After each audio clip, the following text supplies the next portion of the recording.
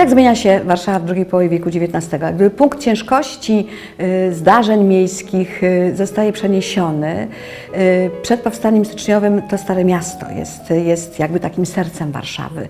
Stare Miasto w pobliżu Traktu Królewskiego, w pobliżu Placu Zamkowego, no i Stare Miasto, które w czasie powstania styczniowego staje się po prostu miejscem walki, staje się takim bijącym, jak mówią twórcy tej epoki, sercem stolicy. W drugiej połowie XIX wieku to wszystko się zmienia. Centrum Warszawy się przenosi. Po pierwsze do dzielnic handlowych, czyli na ulicę Marszałkowską. Po drugie Warszawa się bardzo zmienia.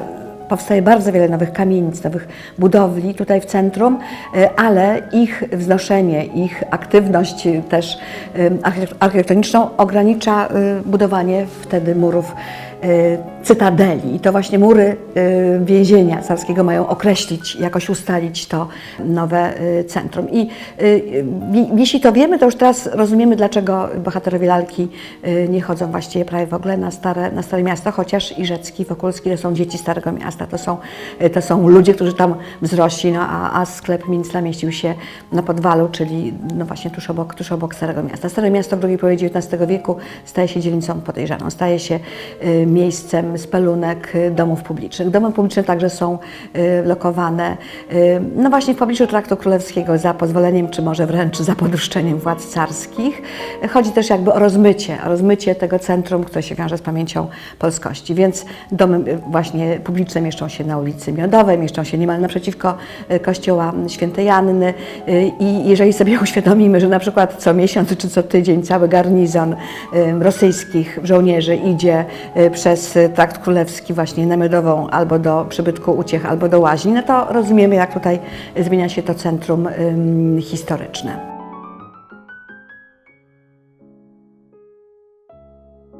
Co jest jeszcze ważne dla Warszawy drugiej połowy XIX wieku, to, że pewne dzielnice skupiają pewne klasy wykluczone, prawda?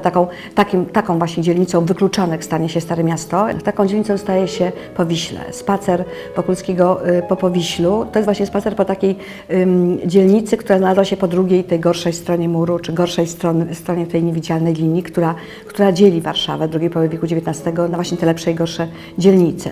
Co się stało na Powiślu?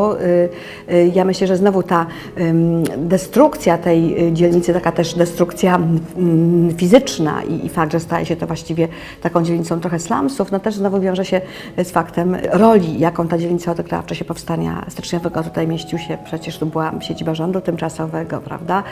I to nie przypadkiem Prus w jednej ze swoich pierwszych nowel Podszych-Tań pokazuje właśnie Powiśle jako miejsce, które określa właśnie szychta, czyli jakaś taka pryzma zwalonych belek.